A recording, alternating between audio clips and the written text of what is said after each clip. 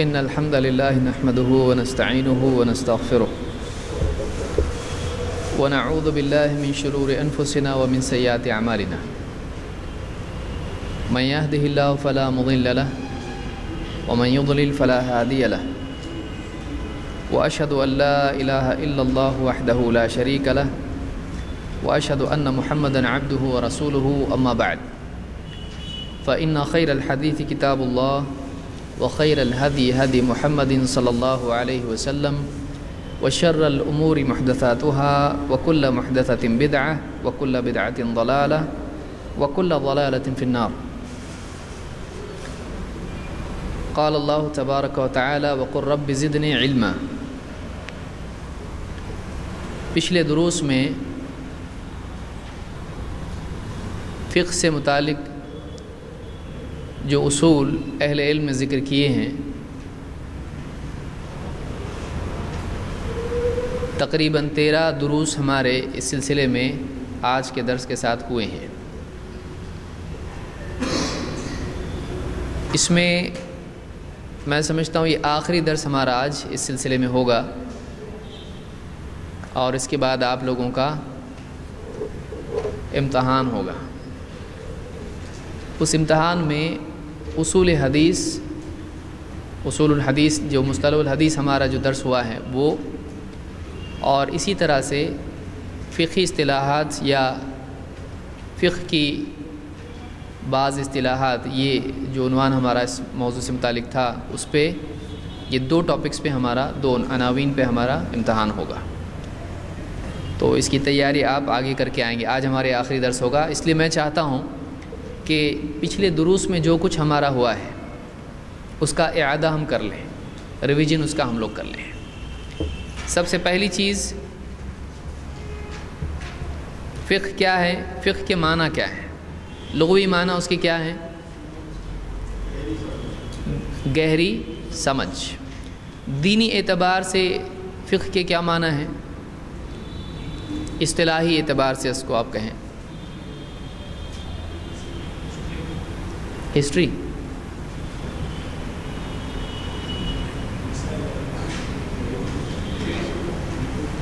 اب امتحان ہے, تیاری زیادہ دکھائی دے رہی. وہ تو پہلے ہو گیا نا, ابھی اس کو یاد رکھنے کی ضرورت ہے کیا. اصطلاحی اعتبار سے فقہ کے کیا معنی ہے.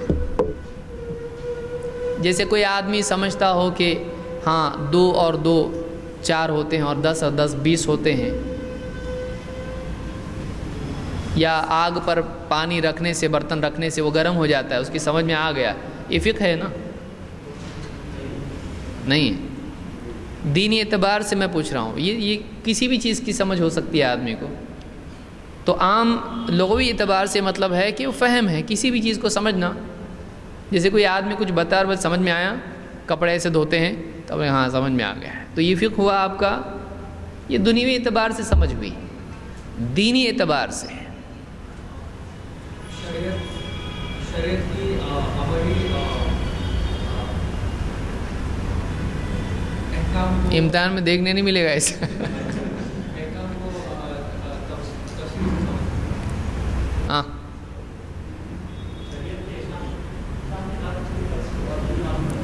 شریعت کے احکام کے ساتھ کس کی تفصیل,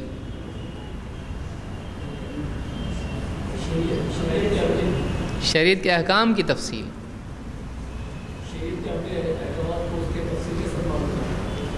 اس کی تفصیل کے ساتھ معلوم کرنا یا تفصیلی دلائل کے ساتھ معلوم کرنا. آپ یہ سمجھ رہے تھے ابھی اینڈ کا ہوگا. عملی مسائل جو شریعت کے مسائل ہیں ان کو ان کے تفصیلی دلائل کے ساتھ معلوم کرنا, اس کو کیا کہتے ہیں, فقہ. اسی پر سے ہم نے دیکھا تھا کہ اگر بغیر دلیل کے معلوم کرتے ہیں تو اس کو فقہ کہا جائے گا, وہ فقہ نہیں ہے. وہ ایک آدمی کسی کی بولی بات کو مان کے چل رہا ہے, لیکن اگر واقعی وہ چیز شریعت کا وہ مسئلہ اگر دلیل کے ساتھ, تفصیلی دلیل کے ساتھ وہ معلوم کرتا ہے تب جا کر وہ فقہ ہوگا. تب ہم نے تفصیل دیکھی تھی کہ علم دلیل کا نام دلیل کے ساتھ جاننے کا نام ہے یا بغیر دلیل کے، وہ ساری تفصیل آپ کو شاید یاد نہیں ہوگی۔ تو فقہ کے معنی ہے فہم کے، اور اصطلاحی اعتبار سے شریعت کے عملی احکام کو ان کی تفصیلی دلائل کے ساتھ معلوم کرنا، بغیر دلیل کے فقہ نہیں ہوتا ہے۔ اسی لیے علماء نے کہا ہے، ابن عبد البر وغیرہ نے، ابن قیم نے کہا ہے کہ جو آدمی دلائل نہیں جانتا ہو اس آدمی کو عالم نہیں کہا جا سکتا ہے، بغیر دلیل کے جاننے والے کو عالم نہیں کہا جائے گا۔ اسی لیے انہوں نے کہا کہ مقلد جو ہے عالم نہیں ہوتا ہے، کیونکہ وہ بغیر دلیل کے جان رہا ہے، اور یہ علم نہیں ہے، تقلید علم نہیں ہے۔ پھر اصول اور فروع ہم نے دیکھا تھا کہ بعض اصول ہیں ان سے بعض فروعات نکلتی ہیں، تو ہم اصول فقہ دیکھ رہے ہیں یا فقہ؟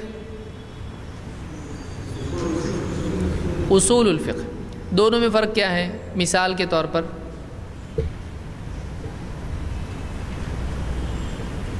آپ لوگوں نے پہلے معلوم ہوتا تو آج نہیں آتے۔ اصول الفقہ میں اور فقہ میں فرق کیا ہے؟ ابھی تو یہ پورا ہوا ہے ختم، لکھا ہوا نہیں۔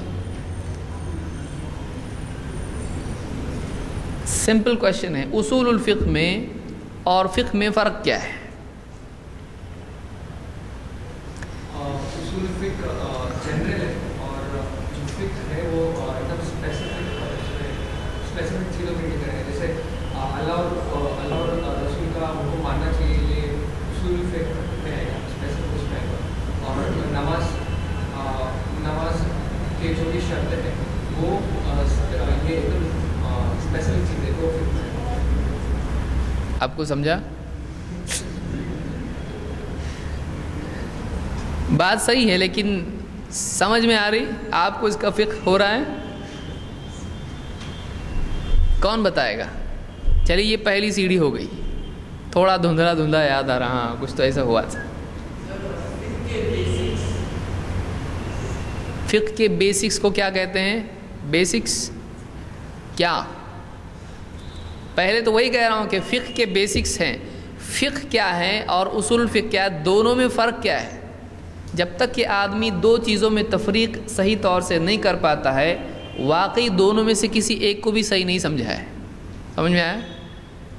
جب تک آدمی دو چیزوں میں، یہ موبائل ہے کہ یہ موبائل ہے، دونوں کا سائز بالکل ہے نا، ریکٹینگل لکھ دیں، لیکن دونوں میں فرق جب تک آپ نہیں کر سکتے، کوئی آدمی یہ بھی موبائل بول کے آپ کو دے سکتا ہے۔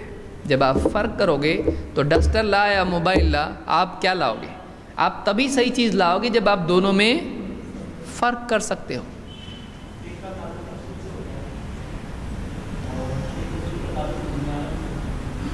اب یہ پڑھ کے جواب آیا ہے، کیسے؟ میں آپ کو یہ نہیں بولا آپ پڑھو، پڑھ کے بتاؤ، سناؤ، وہ میرے سامنے بھی ہے، لیکن آپ کو اگر کوئی پوچھتا ہے، یہ بیسک کویشچن ہے، اصول الفقہ میں اور فقہ میں فرق کیا ہے، تو آپ کیا سمجھاؤ گے اس کو؟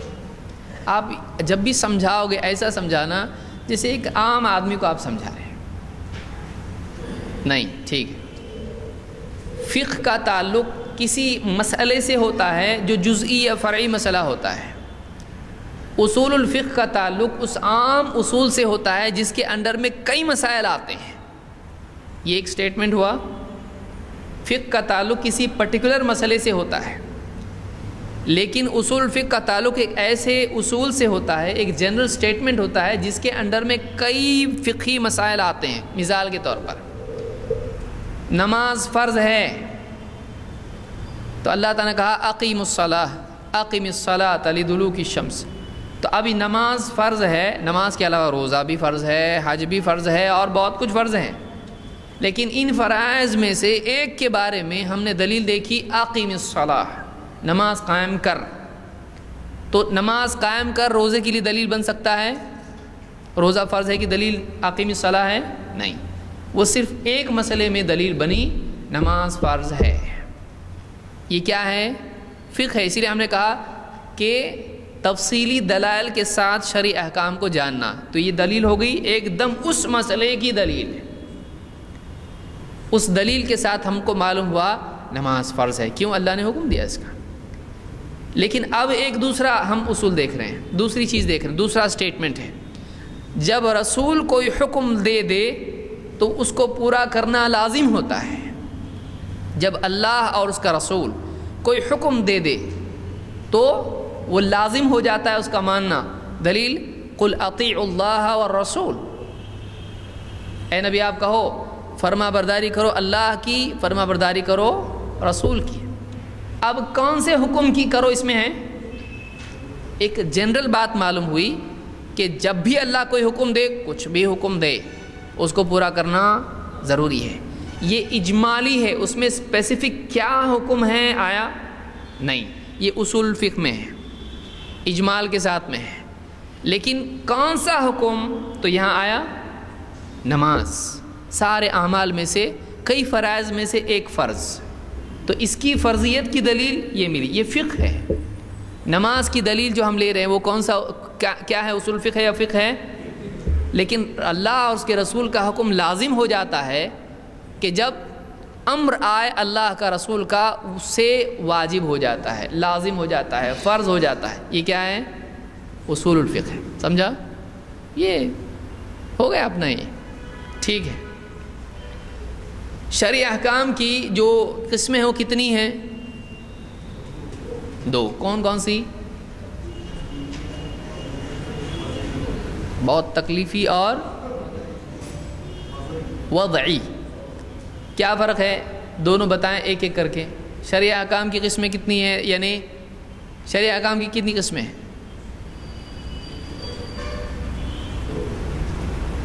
آپ لوگ دو سوچ رہے سوال دوسرا ہے کہ کیا ہے؟ وہی سوال ہے، میں یہ دیکھ رہا ہوں کہ آپ لوگ اس کو سمجھے کہ نہیں سمجھے، تو آپ سوچ رہے اس کا کوئی دوسرا جواب، وہی جواب ہے، 2 ہیں۔ کون سے؟ تکلیفی اور وضعی۔ تکلیفی احکام کی کتنی قسمیں ہیں؟ 5۔ سب گھبرا گئے ہو، کیا ہو رہا ہے؟ 5 کون کون سی ہیں؟ جلدی جلدی ہم لوگ ریوائز کر لیں گے اس کو۔ واجب، مستحب، محرم اور مکروہ اور مباح۔ ایسا نہ ہو کہ لوگ کہیں کہ بھائی ان کو گھر پہ کچھ کام نہیں رہتا تو درس میں چل جا کے بیٹھ جائیں گے۔ آپ لوگ یاد کریں، گھر پہ جا کے پڑھنا چاہیے اس کو، اور آپ نوٹس لے کے کسی کے ساتھ بات کرنے کے لیے تھوڑی جائیں گے، آپ کو معلوم ہونا چاہیے واقعی علم وہ ہے جو یہاں ہے۔ تو 5 چیزیں ہیں۔ 1 واجب، پھر اس سے تھوڑا کم، ہم ایک دم پازیٹیو سے نیگیٹو کی طرف اگر جائیں، ایک دم کمپلسری کیا ہے؟ واجب، اس کو آپ دوسرا لفظ کیا استعمال کر سکتے ہیں؟ فرض بھی بول سکتے ہیں۔ اس سے کم مستحب، اس سے کم مباح۔ اب مباح نہ پازیٹیو ہے نہ، لیکن اس میں گنجائش ہے، وہ جائز ہے۔ پھر اب نہیں کرنے کے کاموں میں سے مکروہ، لیکن یہ کمپلسری ہے کیا؟ مطلب نہیں کیے تو اچھا ہے، کیا تو گناہ نہیں۔ اور اس سے ایک دم سیریس مکروہ کی کوئی مثال آپ دے سکتے ہیں؟ تمباکو، لوگ بیٹھے ان کے سامنے پاؤں پھیلا کے بیٹھا، حرام ہے؟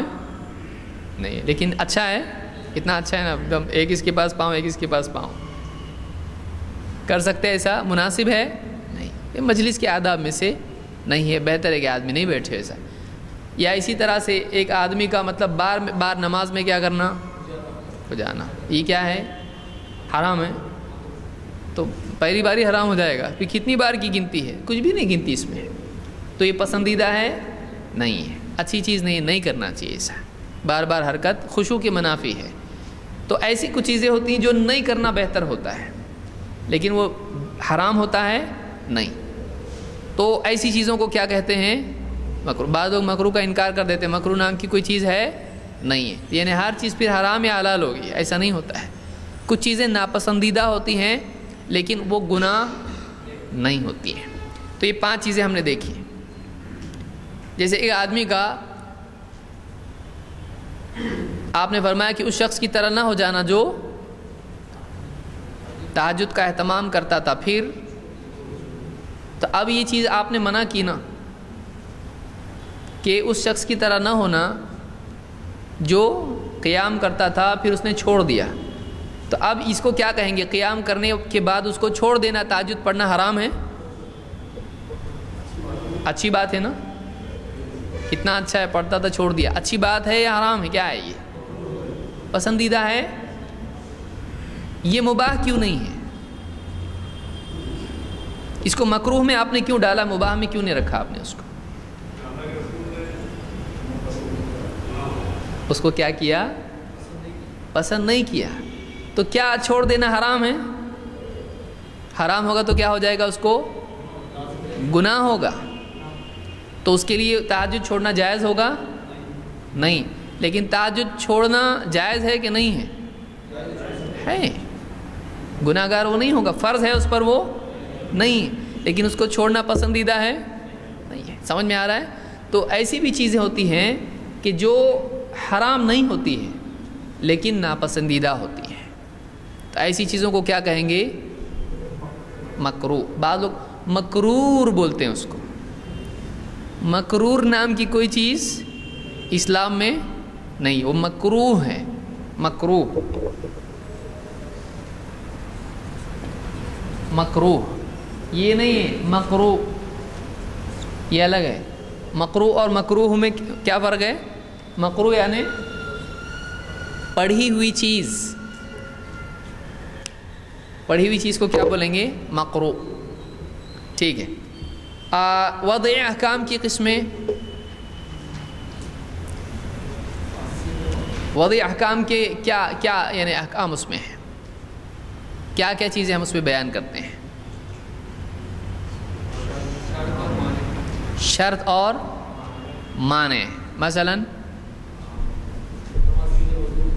نماز کے لیے وضو شرط ہے، اور معنی میں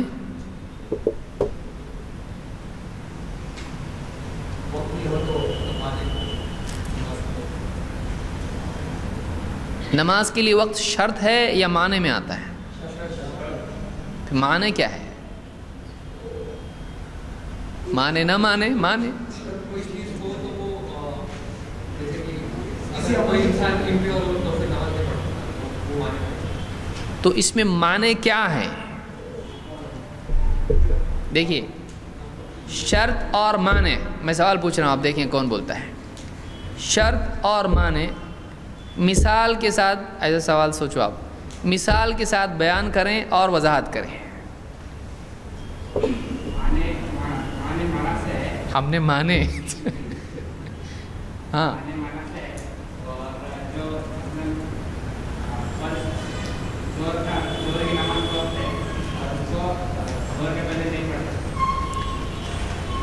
ظہر کی نماز ظہر سے پہلے، تو معنی کیا ہے اس میں؟ یعنی وقت معنی ہے، وقت کیسے معنی ہوگا؟ اور شرط کیا ہے؟ ناپاکی، نماز کے لیے ناپاکی یعنی حدث جس کو ہم کہیں گے۔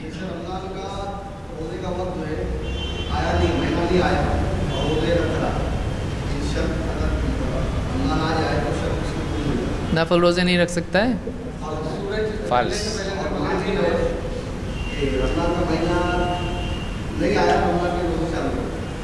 وہی ہوا نا، تو یعنی شرط اور معنی ایک ہی ہے، کوئی بات یہ بات نہ مانے۔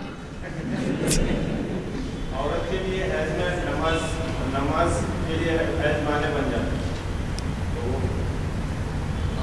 ہاں تو یہ تو ایک ہی مطلب جملہ۔ میں نے سوال کیا پوچھا ہے؟ سورج کے ڈھلنے سے پہلے مغرب کی نماز پڑھنا یہ نہیں پڑھنا چاہیے، یہ شرط ہے۔ سورج ڈھلنے کے بعد ہی نماز پڑھنا ہے، یہ شرط ہے۔ ہاں ہاں، اور اگر جیسے کہ اگر ناپاک ہو تو نماز نہیں پڑھ سکتے۔ اگر ہم ایک عمل کرنے کی اگر کوئی چیز جلدی نہیں ہے، ہاں اگر کوئی چیز ہو وہ انسان جیسے کہ انفیورٹی یا کچھ، تو اگر وہ چیز ہے تو عمل نہیں ہو سکتا، تو اس کو مانتے ہیں۔ فرق کیا ہوا؟ کیوں آپ نے اس کو شرط میں کیوں ڈالا، اس کو معنی میں کیوں ڈالا؟ ہم بھی تو جانیں۔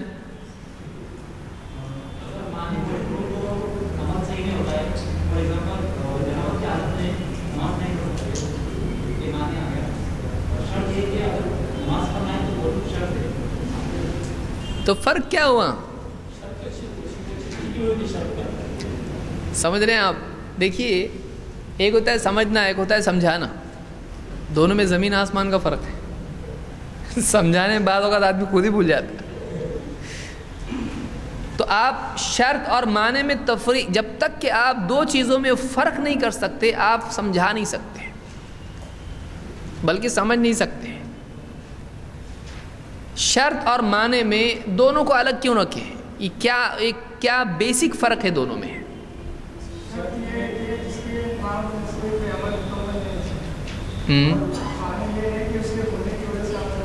بالکل صحیح ہے.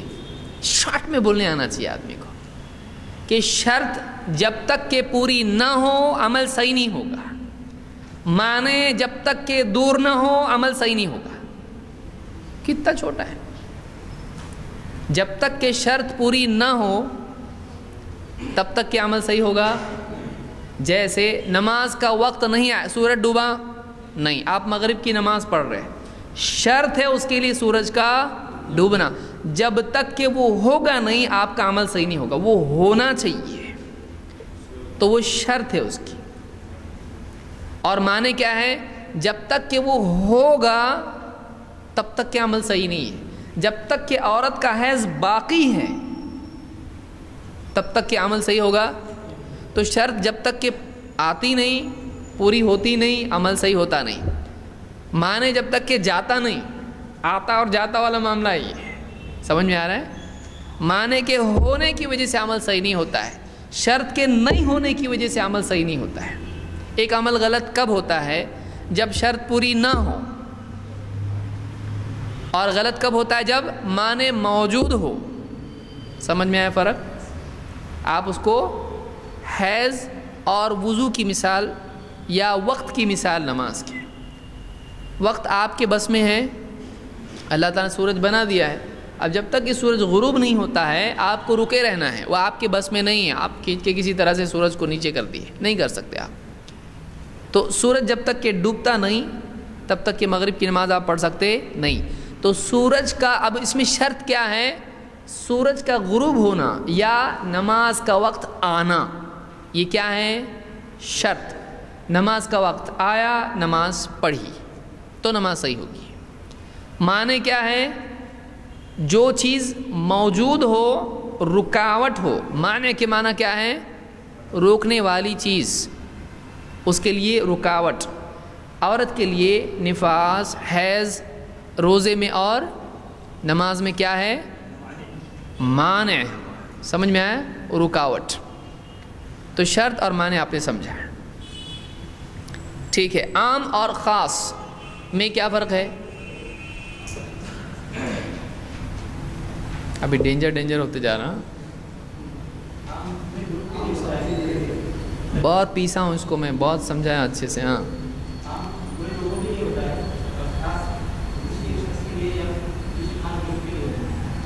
عام سب کے لیے ہوتا ہے اور خاص کسی ایک شخص یا گروپ کے لیے ہوتا ہے.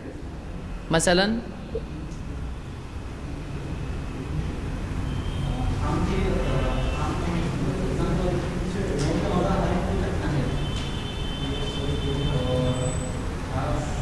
اللہ والے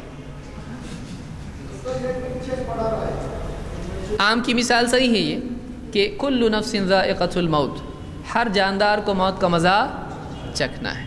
تو یہ کیا ہوا؟ یہ عام ہے. اس میں سے کسی کو زبردستی نکال سکتے ہیں؟ نہیں. جب ہر ایک، اب اس میں نام نہیں آیا ہمارے بابا کا، بول سکتا ہے کوئی آدمی؟ نہیں. تو آیا کہ نہیں اس میں بابا کا نام؟ کہاں ہے؟ اس میں کلو میں سب. تو جس میں سب آ جاتے ہیں اس کو کیا کہتے ہیں؟ عام. ٹھیک. اور ہاں کوئی کچھ بتا رہا تھا.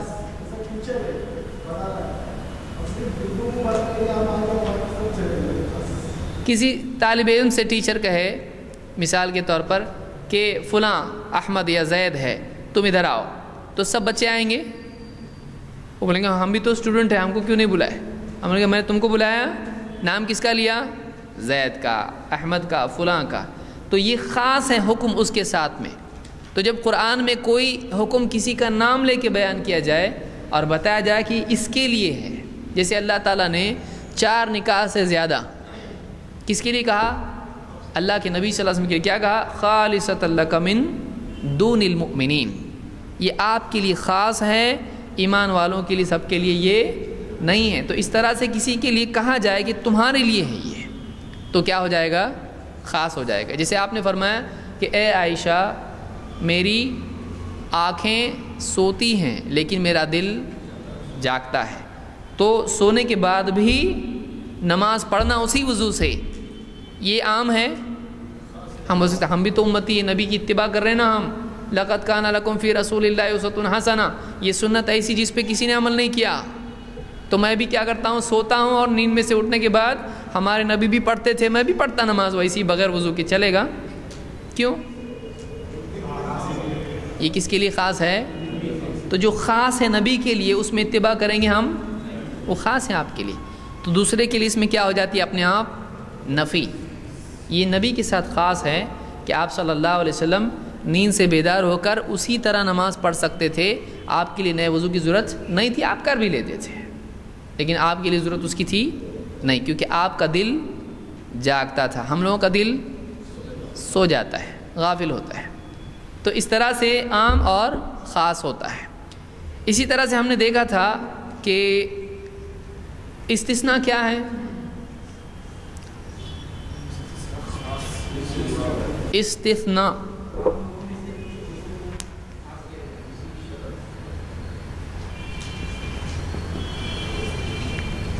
کیا ہے یہ؟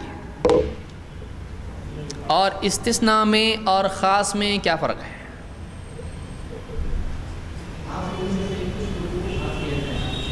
عام لوگوں میں سے کچھ لوگوں کو خاص کیا جائے تو وہ استثناء ہوتا ہے، تو پھر خاص میں اور استثناء میں فرق کیا ہے؟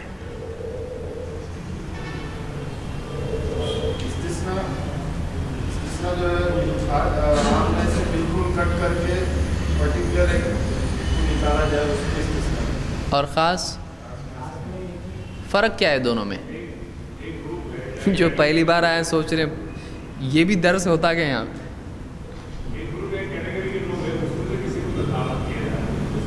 دیکھیے سمپل کویشچن ہے، خاص میں اور استثناء میں فرق کیا ہے؟ پہلے بتایا جاتا عام لوگوں کے لیے بات بتائی جاتی، پھر اس کے بعد مطلب گروہ کے لیے بتایا جاتا، کچھ لوگ اس میں سے کاٹ دیے جاتے، ان لوگوں کے لیے خاص۔ ٹھیک ہے، اور خاص میں؟ خاص میں پرٹیکولر بولا جا سکتا ہے، جیسے کہ بیٹھے اس میں بول سکتے ہیں احمد، لیکن پہلے استثناء میں ایسا ہوتا ہے کہ سبھی کے لیے بتایا جاتا، پھر اس کے بعد میں اس کا اگلا سینٹینس ہوتا ہے کہ اس میں سے یہ الگ ہوتا ہے۔ جیسے ہاں ایگزامپل مثال کے طور پر دیکھیے، استثناء میں ایسا ہوتا ہے کہ سب بیان کر کے پھر کچھ لوگوں کو چھٹی دی جاتی ہے، ان کو کاٹ کے الگ کیا جاتا ہے اسی اسٹیٹمنٹ میں، اسی جملے میں۔ لیکن خاص میں ہوتا ہے کہ باقی لوگوں کے بارے میں نہیں بولا جاتا، پرٹیکولر کسی کو کہا جاتا ہے۔ جیسے مثال کے طور پر کوئی کہے زید باہر جاؤ، اس میں کوئی زید ہے تو مت جاؤ،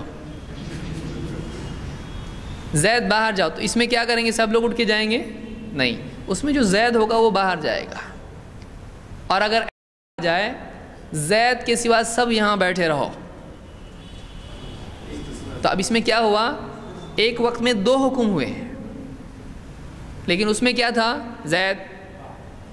زید تم رک جاؤ اگر ایسا ہے، یا تم باہر جاؤ، ایک کو پرٹیکولرلی کہا جا رہا ہے تو اسی کے ساتھ جڑا ہوا، یہ کیا ہوا؟ خاص۔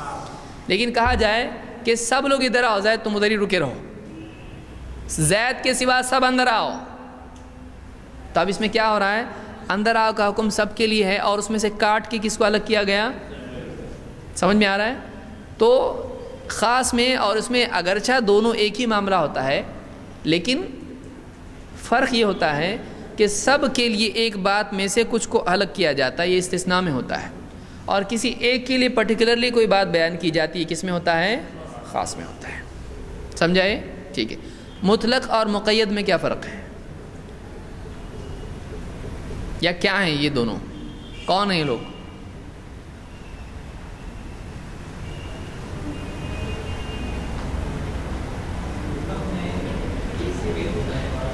مطلق میں کچھ لوگ بول رہے ہیں کہ یہ درس جلدی ختم ہوئے تو بہت اچھا ہوگا. ہاں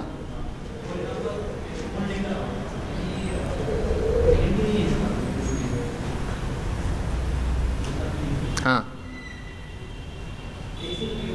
صحیح ہے. اور مقید میں ہاں کیا لے کے آؤ؟ نوکیا کا موبائل لے کے آؤ. صحیح ہے. دیکھیے ایک آدمی کہے ایک موبائل لاؤ یہاں پہ، تو کیا سب کے موبائل جمع کرنا شروع کرے گا کوئی؟ جیسے کوئی کلاس میں مانیٹر ہو، اگر اس سے کہا جائے ایک پین لاؤ یہاں، تو کیا کرے گا مانیٹر؟ سب کے پین جمع کرنا شروع کرے گا. کیا کرے گا؟ کتنے پین لائے گا؟ ایک لائے گا. تو عام میں اور مطلق میں فرق یہ ہے کہ عام میں کہا جاتا ہے سب پین لاؤ یہاں پہ، تو سب ہوتا ہے، عام میں ایسا ہوتا ہے. لیکن مطلق میں وہ بدلی ہوتا ہے، کوئی ایک بھی چل جائے گا، سب نہیں. لیکن عام میں کیا ہوتا ہے؟ وہ رول سب کے لیے لاگو ہوتا ہے. سمجھ رہے ہیں بات کو؟ جیسے کل نفس ذائقۃ الموت، تو پوری پبلک میں سے کوئی تو بھی ایک مرنے والا ہے، ایسا ہے؟ اس میں کیا ہوگا؟ سب شامل ہیں، وہ ہر ایک پر لاگو ہوگا. صحیح ہے؟ یعنی ہر کے ساتھ وہ ہوگا. لیکن جیسے اللہ کے نبی صلی اللہ علیہ وسلم نے کہا کہ وسیلہ جنت میں ایک منزل ہے، وہ کسی ایک بندے کو ملے گا، اور میں امید کرتا ہوں کہ میں ہی وہ بندہ ہوں. تو یہ کیا ہے؟ یہ عام ہے؟ سب کے لیے ہے؟ یہ نہیں، یہ ایک ہے، کسی ایک کو ملے گا. لیکن وہ کیا ہے؟ ہر ایک کو ملے گا نہیں. یہ فرق ہوتا ہے اس میں مطلق میں اور عام میں. عام میں شمول ہوتا ہے، سب شامل ہوں گے اس میں، لیکن مطلق میں کوئی ایک ہوتا ہے. اور عام میں کیا سمجھ میں آ رہا کہ نہیں آ رہا؟ سب اتنا غور سے دیکھ رہے. بعض اوقات بہت ہی غور سے جب دیکھتا ہے آدمی بغیر پلک جھپکے تو اس کا مطلب سمجھ میں نہیں آتے رہتا.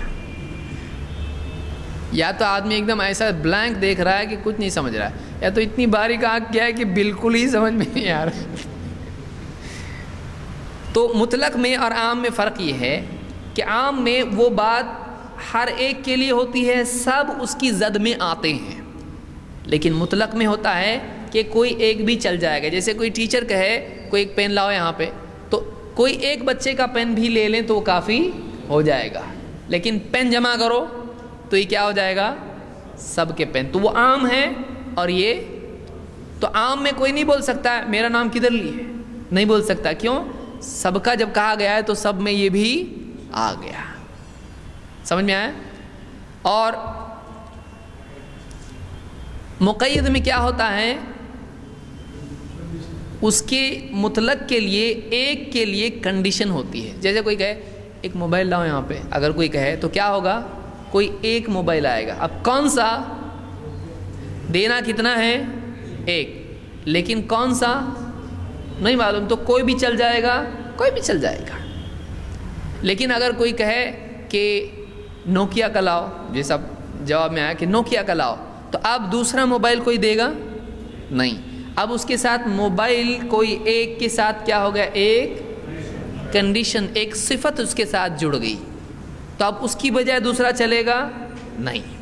یہ کیا ہے؟ یہ مقید ہے. ایک ہی ہے لیکن اس کے ساتھ کیا ہو گیا؟ ابھی ایک قید جڑ گئی ہے. ایک قید جڑ گئی اس کے ساتھ میں. جیسے یوں کہا گیا کہ روزے دار کو کھانا کھلاؤ، تو اب کیا کریں گے؟ کوئی بھی آدمی کھلا سکتے ہیں؟ نہیں. کس کو کھانا کھلائے گا آدمی؟ جس کا روزہ ہے. کوئی آدمی ایسا میرے کو روزہ بہت اچھا لگتا ہے لیکن میں نہیں روزے سے آج، تو کیا اس کو کھانا کھلانے پہ بات پوری ہوگی؟ نہیں. تو اب کسی کو کھانا کھلانا کیا ہے؟ کسی آدمی کو کھانا کھلاؤ، کیا ہوگا؟ یہ عام ہے؟ عام ہے یا مطلق ہے؟ یہ عام ہے یا مطلق ہے؟ عام نہیں ہے. یہ کسی روزے دار کو کھانا کھلاؤ، کسی ایک کو کھلاؤ، تو یہ کیا ہے؟ مطلق ہے کیا عام ہے؟ یہ مطلق ہے.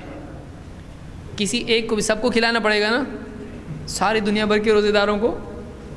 روزے دار ریان سے جنت میں جائیں گے، یہ کیا ہے؟ کوئی ایک جائے گا نا ہندوستان کا، اجمیر کے راستے سے ہوگے۔ ریان سے کون جائے گا؟ سارے روزے دار جائیں گے جن کے پاس روزوں کا اختصاص ہو۔ لیکن کوئی ایک کے بارے میں یہاں آ رہا ہے نہیں، تو عام میں سب کے لیے ہوتا ہے، لیکن مطلق میں کیا ہوتا ہے؟ کوئی ایک۔ تو کوئی کسی روزے دار کو لاؤ یہاں پہ، تو کتنے کو لائے گا؟ ایک کو۔ تو یہ عام ہے یا مطلق ہے؟ مطلق ہے۔ ایسے روزے دار کو لاؤ جس نے آج جھگڑا نہ کیا ہو، ابھی کیا ہو گیا؟ تو روزے دار تو ہے لیکن اس میں کیا ہوگی؟ ایک قید بڑھ گئی۔ ایسے روزے دار کو لاؤ جس نے آج 5 نمازیں جماعت سے پڑھی ہوں، تو اب ایک قید کیا ہوگی؟ اس میں بڑھ گئی۔ تو یہ کیا ہو گیا؟ مقید ہو گیا۔ مطلق میں کوئی ایک کوئی بھی چلے گا، لیکن اس کے ساتھ جتنی قید بڑھتی چلی جائے گی وہ مقید ہو جاتا ہے۔ سمجھ میں آ رہا ہے؟ اس کو یاد رکھیں۔ کیا شریعت میں پچھلی امتوں میں نسخ ہوتا تھا یا اس امت میں بھی ہوتا ہے؟ ہاں، اس امت میں بھی نسخ ہوتا ہے کہ نہیں ہوتا ہے؟ ہوتا ہے یا ہو چکا؟ کیا آج کوئی چیز منسوخ ہو سکتی ہے؟ آج منسوخ نہیں ہو سکتی۔ کیوں نہیں ہو سکتی ہے؟ الیوم اکملت لکم دینکم، تو اس سے کیسے ثابت ہوا کہ نسخ نہیں ہو سکتا ہے؟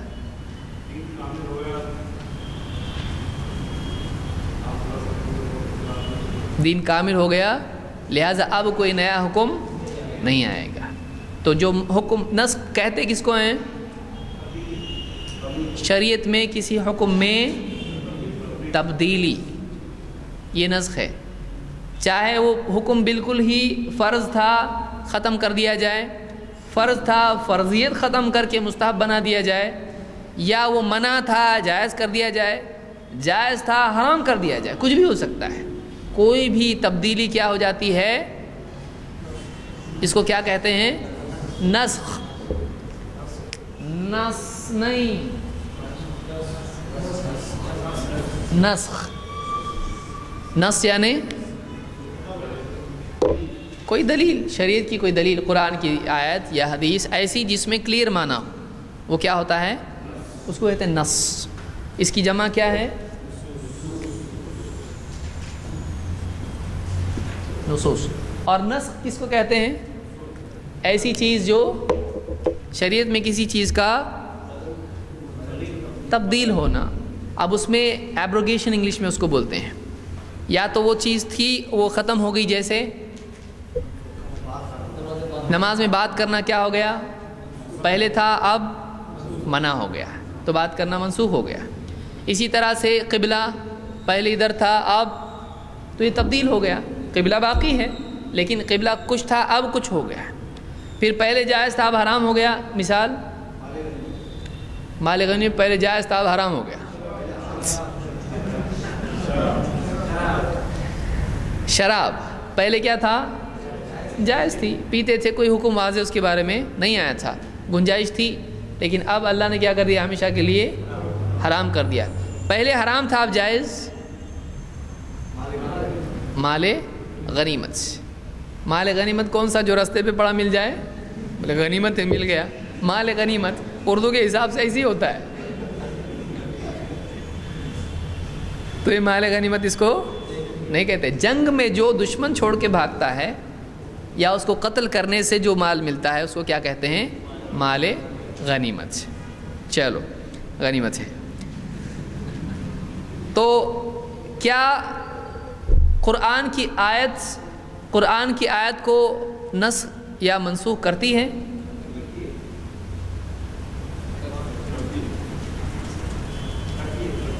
کرتی ہے۔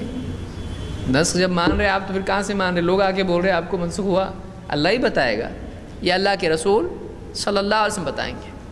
کیا حدیث کو منسوخ کرتی ہے؟ کر سکتی ہے۔ کیا قرآن حدیث کو منسوخ کر سکتا ہے؟ اور کیا حدیث سے قرآن کی آیت منسوخ ہو سکتی ہے؟ ہو سکتی ہے۔ چاروں صورتیں ممکن ہے۔ بعض نے یہ کہا کہ حدیث سے قرآن منسوخ نہیں ہوتا ہے، لیکن یہ منسوخ کے معنی نہیں سمجھنے کی وجہ سے بھی ہو سکتا ہے، کیونکہ منسوخ میں قید لگانا اللہ کے حکم میں بھی منسوخ کہا جاتا ہے۔ دیکھیے اس کو یاد رکھیے، اس بات کو اچھی طرح سے یاد رکھیے۔ سلف میں منسوخ جب کہا جاتا تھا تو صرف کٹ کرنا، کینسل کرنا، اس کو منسوخ صرف اتنے کو نہیں بولتے تھے۔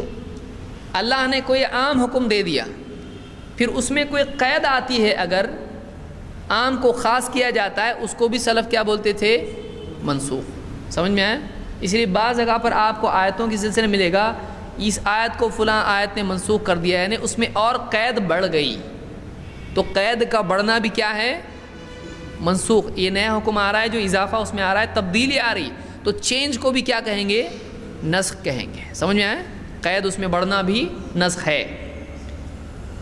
تو قرآن کی آیات بھی احادیث سے منسوخ ہو سکتی ہیں، یہ نہیں کہ پوری آیت ہی ہٹا دی جائے، اس میں قید بڑھ جاتی ہے، ایسا عام طور سے ہوتا ہے۔ اجماع کس کو کہتے ہیں؟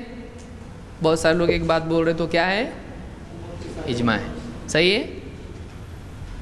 اجماع کی ڈیفینیشن کیا ہے؟ امت کے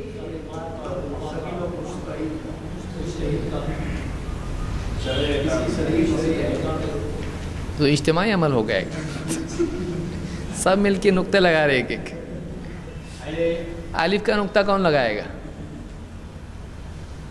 آپ سوچیں الف پہ بھی نقطہ رہتا ہے۔ کسی شرعی حکم میں کس کا؟ مجتہدین۔ مجتہد کی جمع کیا ہے؟ مجتہدین۔ مجتہدین کا کیا ہونا؟ شرعی حکم میں یا دنیا حکم میں؟ چاند گول ہے یا نہیں ہے پہ جمع ہو گئی، شرعی حکم ہے؟ نہیں ہے، دنیا حکم میں نہیں، شرعی احکام میں سے کسی ایک حکم میں یا سارے حکموں پر؟ کسی ایک حکم پر بھی جمع ہو گئے تو کیا ہو گیا؟ اس کو کیا کہتے ہیں؟ اور میجورٹی کسی چیز پر جمع ہو تو اس کو اجماع کہیں گے کہ نہیں؟ کہیں گے نا کہ نہیں کہیں گے۔ اگر مثال کے طور پر سارے مجتہد ایک طرف اور ایک مجتہد ایک طرف، تو کیا اجماع واقع ہوا؟ نہیں، کیونکہ ایک مجتہد کی بات بھی اگر ان سے ہٹ کے ہے تب بھی اجماع واقع نہیں ہوتا ہے۔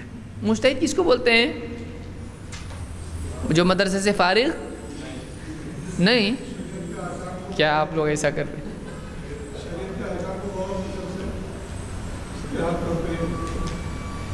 ایک دم ہائی لیول کا عالم جو کیا کرتا ہو؟ مسئلے مسائل کی کتاب پڑھ کے فتوے دیتا ہو، کیا کر سکتا ہو؟ وہ بہت غور فکر کرتا، آپ لوگ نہیں کرتے؟ کیا ہے اس کے؟ قرآن و سنت سے براہ راست وہ مسائل کا استنباط کر سکتا ہو، آنے والے مسائل میں قرآن و سنت کی بنیاد پر غور و فکر کر کے فیصلہ خود دے سکتا ہو۔ کیا کیا علوم ہونا چاہیے مجتہد کے پاس؟ عربی ٹوٹی پھوٹی بھی آئی تو چلتا نا، عربی کا ماہر ہو، پھر قرآن اس کو یاد ہو، اور قرآن کے علوم اس کو مستحضر ہوں۔ مثلا کون سے علوم ہے قرآن کی؟ ناسخ منسوخ معلوم ہو، پھر آیات کا شان نزول اس کو معلوم ہو، اور تفسیر معلوم ہو، پھر تاریخ اس کو معلوم ہو۔ تاریخ کا کیا کام آئے گا؟ ناسخ منسوخ میں تاریخ کام آئے گی، کون سی آیت کب نازل ہوئی، پہلے کیا آئی، پھر دوسری کیا آئی، پھر اسماء اور حدیث کے علوم اس کے پاس ہوں، یعنی احادیث اس کو یاد ہوں، راوی کے حالات معلوم ہوں، صحابہ کے آثار اس کو معلوم ہو، اصطلاحات معلوم ہو۔ ورنہ اگر ضعیف حدیث کسی کا سن رہا ہے اس کے اوپر تو بول رہا ہے کہ یہ تو یعنی بہت پرانی، اولڈ از گولڈ، ضعیف کا مطلب ہوتا ہے پرانا، ایسے بھی عالم لوگوں سے سنا ہے، تو اس کو عالم ہی نہیں کہیں گے۔ اس کو احادیث کی اصطلاحات معلوم ہو، دین میں جو اصطلاحات ہیں وہ اس کو معلوم ہو، فقہ کے اصول معلوم ہو۔ اصولی معلوم نہیں تو عام اور خاص کا مسئلہ ہی خراب کر دے گا، کئی مسائل خراب کرے گا۔ صحیح اس کو سند معلوم ہو، بغیر سند کے صرف حدیث پہ فیصلہ کر سکتے ہیں، تو حدیثوں کی سند بھی اس کو معلوم ہو، راویوں کے حالات معلوم ہو، ان کی کنیتیں، ان کے نام وغیرہ تحقیق کرنے کی استعداد اس میں اگر یاد نہیں بھی ہے تو اس کو کیا کہیں گے؟ اور ایک کیا چیز ہے اس کے اندر؟ عقل تو ہوگی، استنباط کی طاقت ہو اس میں، اس کو یعنی وہ اس میں فہم ہو اتنا کہ واقعی وہ اس پورے نالج کا یعنی اس میں استعمال کر سکتا ہو. وہ ساری چیزیں معلوم ہونے کے بعد سمجھ میں نہیں آ رہا ایسا ہوا اگر تو مجتہد نہیں. اس میں اجتہاد کی استنباط کی طاقت ہونا چاہیے، اس کو غور و فکر کر کے یہ ہے، یہ یہاں رکھنا ہے، اس کو سمجھ میں آنا چاہیے، تو اس میں وہ صلاحیت بھی موجود ہو. تو ایسے عالم کو کیا کہتے ہیں؟ کیا مقلد مجتہد ہو سکتا ہے؟ کیوں نہیں ہو سکتا ہے؟ تقلید کیوں کر رہا ہو؟ تقلید کیوں کر رہا ہے؟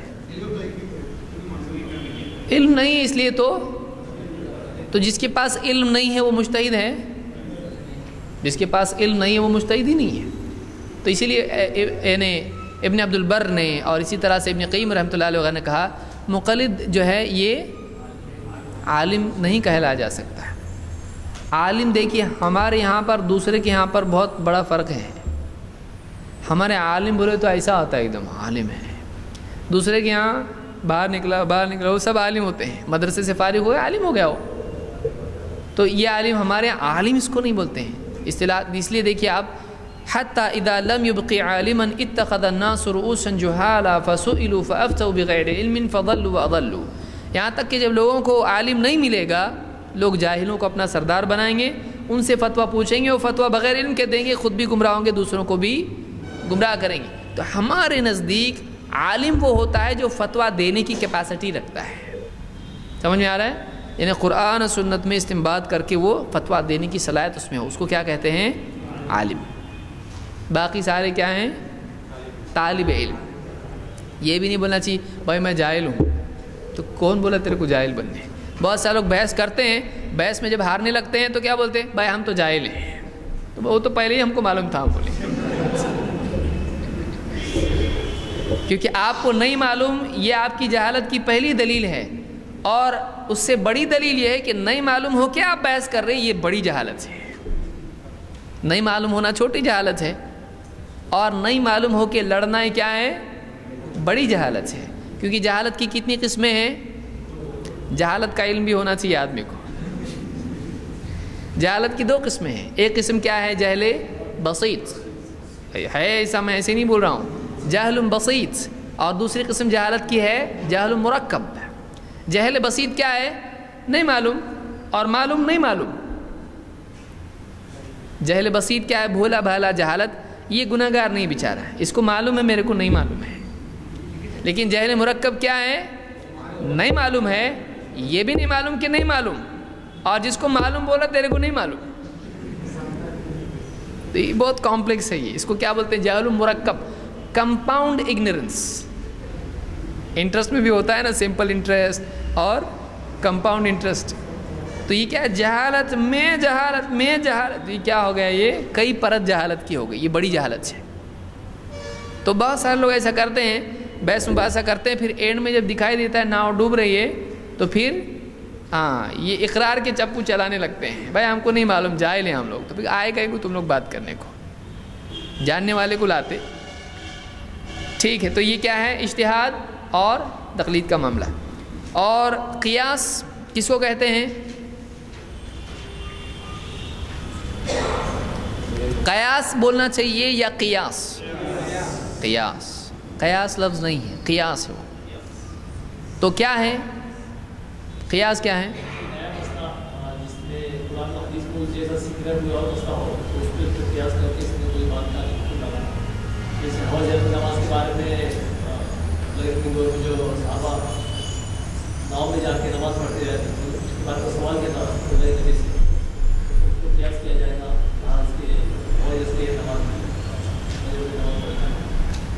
کیا اہل حدیث قیاس کو مانتے نہیں ہیں؟ کیا اہل حدیث ہر قیاس کو مانتے ہیں؟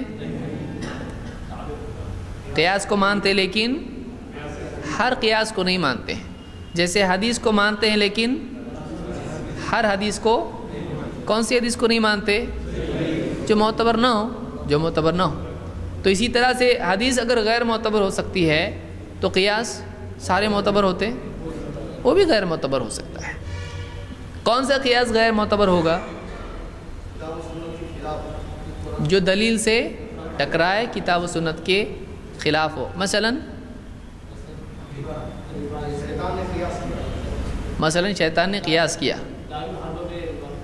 دار الحرب میں ربا لینے پر سے، کیسے مسئلہ قیاس کیا ہوا اس میں؟ یہ قیاس کیا کہ مال غیب میں جیسا لیا جا سکتا ہے اور دار الحرب کیا ہے جو سود کا کاروبار کیا جا سکتا ہے، یعنی جیسے روایت اس کے لیے کیا ہے؟ مقبول کی ضعیف روایت ہے، مرسل روایت ہے کہ دار الحرب میں ربا نہیں، تو یہ روایت صحیح ہے نہیں، تو اس پر سے کیا مسئلہ اخذ کیا کہ جہاں دار الحرب ہے، دار الحرب جہاں مسلمانوں کی مشرکین سے جنگ ہو، امن نہیں ہے وہاں پہ، تو ایسے علاقے میں کیا کیا جائے گا؟ سود لیا دیا جا سکتا ہے۔ یہ صحیح نہیں ہے، بتا رہا ہوں میں۔ بولیں گے اچھا پہلے کیوں نہیں بتائے؟ تو یہ مسئلہ لیا لوگوں نے، پھر اس پر سے اور قیاس کیا کیا؟ ہندوستان جیسا ملک اس کو کیا قرار دے دیا؟ دار الحرب، اور اس مسئلے کو بنیاد بناتے ہوئے یہاں پر کیا کہا؟ یہاں پر سود جائز ہے۔ تو پہلے تو دار الحرب ہے نہیں، اس کو دار الحرب سمجھا اور اس حدیث پر اس مسئلے کو لیا، تو یہ سب کیا ہے؟ قیاس فاسد ہے۔ قیاس فاسد اس کو کہتے ہیں، فاسد یعنی فساد ہے اس کے اندر، بگاڑ ہے اس کے اندر، تو ایسے قیاس کو ہم نہیں مانتے۔ تو ٹھیک ہے، سمجھ میں آیا یہ؟ تو یہ قیاس، اجماع، مجتہد، اجتہاد، تقلید وغیرہ ساری چیزیں عام، خاص، مطلق، مقید، اور اسی طرح سے جو دوسرے یعنی شرعی اصطلاحات ہیں اس کو ہم نے اس میں دیکھا۔ یہ بہت چھوٹا ہم نے پڑھا ہے، تھوڑا تھوڑا ہم نے پڑھا ہے، اس بارے میں بحثیں، پھر اور استحسان کیا ہے، استصلاح کیا ہے، پھر اور ساری چیزیں بہت ساری ہیں، پھر بہت سارے شرعی قواعد ہیں، درء المفاسد، جلب المنافع، اور ایسی بہت ساری چیزیں ہیں۔ تو القواعد الشرعیہ، کیا قواعد ہیں شریعت کے، انشاءاللہ کبھی اور ہم ایسا کوئی کورس اس میں کریں گے جس میں شرعی قواعد ہم دیکھیں گے، فقہی قواعد کیا ہیں جو قرآن و سنت کی دلیل سے مستنبط ہیں۔ تو ایسے قواعد ہم انشاءاللہ ایک مستقل کورس اس کا کریں گے، کیونکہ علماء نے کتابیں اس پر لکھی ہیں۔ تو یہ ہمارا کورس مکمل ہو گیا۔